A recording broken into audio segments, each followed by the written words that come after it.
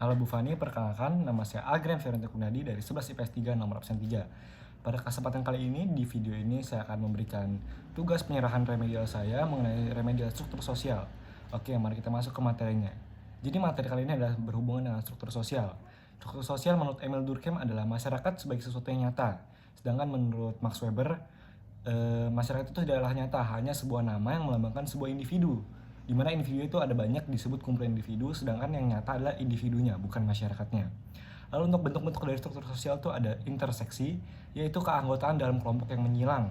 Terus ada konsolidasi, di mana penguatan identitas kelompok sosial. Lalu untuk ciri-ciri struktur sosial itu ada abstrak atau tidak terlihat, memiliki dimensi vertikal dan juga horizontal, di mana vertikal berarti stratifikasi dan juga horizontal berarti diferensiasi. Untuk dimensi horizontal dan vertikal atau diferensiasi dan juga stratifikasi akan saya jelaskan di bagian selanjutnya. Lalu juga yang ketiga, untuk struktur sosial memiliki ciri-ciri sebagai selalu berkembang dan juga berubah. Lalu sebagai sistem dari tata kelakuan dan juga pola hidup masyarakat, dan bisa dijadikan landasan sebuah proses sosial dalam masyarakat. Untuk struktur sosial itu memiliki ciri-ciri berikutnya, ada status, di mana status itu memiliki arti kedudukan tingkah laku yang diharapkan dari orang yang mempunyai status, di mana cara memperoleh itu ada ascribe, achieve, dan juga assign. Untuk ascribe sendiri berarti status tersebut diperoleh tanpa usaha. Untuk achieve itu berarti diperoleh dengan usaha, dan juga untuk assign itu berarti status yang diberikan kepada orang. Lalu untuk selanjutnya kita membahas tentang tadi, yaitu dimensi vertikal atau stratifikasi sosial, di mana ada pembedaan ke dalam masyarakat, ke dalam kelas-kelas yang ada kelas atas dan juga kelas bawah, di mana membedakan masyarakat tersebut di golongannya.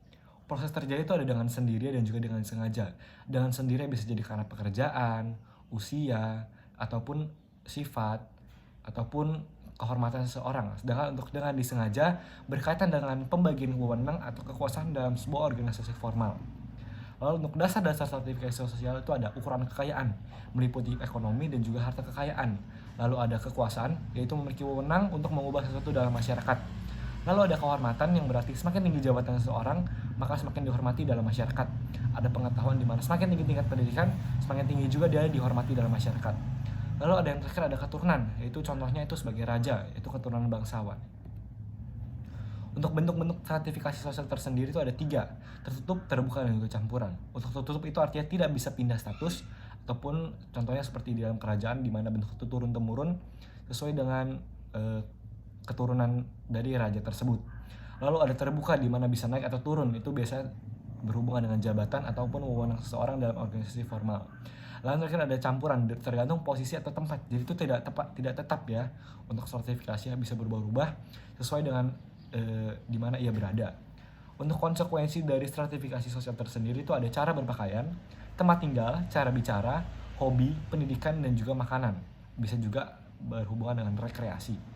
Lalu diferensiasi sosial itu mengacu pada klasifikasi terhadap perbedaan-perbedaan yang sama, tapi tidak mengakibatkan tinggi atau rendahnya seseorang dalam masyarakat. Karakteristika itu biasa disebabkan oleh ciri tertentu seperti fisik, sosial, dan budaya. Lalu ada proses penempatan individu dalam kelompok-kelompok tertentu sesuai dengan golongannya. Lalu juga bersifat horizontal sehingga tidak mengubah status sosial seseorang dalam masyarakat. Lalu juga hanya disatukan oleh hasrat setiap individu untuk menjadi satu. Untuk wujud-wujud diferensiasi sosial tersendiri itu ada berdasarkan ras, suku, agama, jenis kelamin, profesi, dan juga klan. Untuk diferensiasi berdasarkan ras, menurut Laflinton, diferensiasi ras kelompok manusia yang memiliki ciri-ciri fisik bawaan yang sama, seperti Mongoloid, Caucasoid, dan juga Negroid. Untuk Mongoloid itu berarti berkulit putih sampai sawo matang, berambut lurus, dan juga memiliki bulu badan sedikit dan juga mata yang sipit. Untuk Caucasoid itu berarti mancung, kulitnya putih dan rambutnya pirang. Untuk Negroid berarti berkulit hitam, berambut keriting, dan juga berbibir tebal. Lalu menurut Klober, klasifikasi ras itu berasal dari ada Australoid, yaitu ras asli Australia, ada Mongoloid, yaitu Asiatik, Malayan, dan juga American. Untuk Asiatik itu berasal dari Asia Utara dan Asia Tengah, Malayan berasal dari Asia Tenggara, Indonesia, dan juga Malaysia, dan juga American itu adalah suku asli Amerika, yaitu suku India sendiri.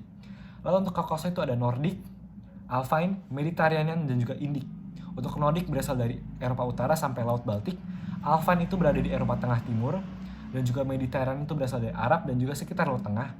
Lalu Indik itu ada di sekitar India dan juga Bangladesh.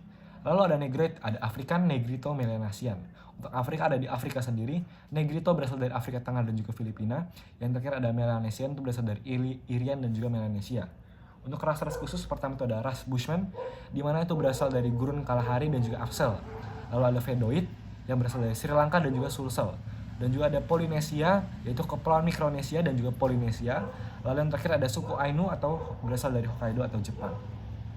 Diferensiasi berdasarkan suku bangsa itu adalah hasil dari sistem kekerabatan yang lebih luas di mana masyarakat percaya bahwa mereka memiliki satu darah dan juga berasal dari nenek moyang yang sama.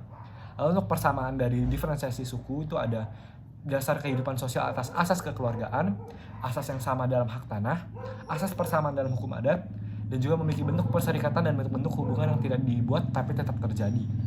Lalu untuk konsekuensi dari diferensiasi sosial tersendiri itu ada primordialisme, itu berarti kelompoknya menganggap bahwa kelompok mereka itu lebih bagus daripada kelompok lain. Lalu ada etnosentrisme, di mana paham yang merasa bahwa budaya mereka lebih baik daripada budaya orang lain atau budaya kelompok lain. Lalu ada seksisme, yaitu pemberian sikap secara subjektif terhadap satu jenis kelamin tertentu, di mana biasanya terjadi pada perempuan. Bersifat subjektifnya itu sangat tidaklah baik, di mana bisa terjadi pada perilaku, di mana adanya pembedaan perilaku terhadap gender tersebut.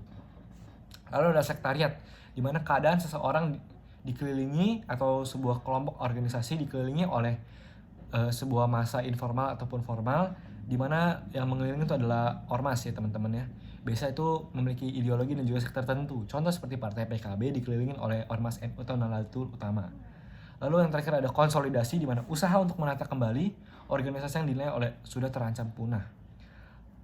Oke, untuk alasan mengapa saya mengikuti remedial ini karena nilai saya tidak memenuhi KKM, di mana kesalahan saya adalah saya tidak kurang teliti dalam membaca soal, di mana saya salah membaca soal mengakibatkan saya jadi salah menulis jawaban. Padahal sebenarnya saya tahu jawaban yang benar, namun saya salah baca soal dan saya salah memahami soal. Untuk solusinya saya belajar lebih matang supaya saya bisa memahami mulai dari pemahaman dan juga arti dari pemahaman tersebut, sehingga saya bisa lebih teliti lagi ke depannya dan juga lebih banyak membaca. Oke, sekian dari saya. Terima kasih Bu Fani telah mendengarkan.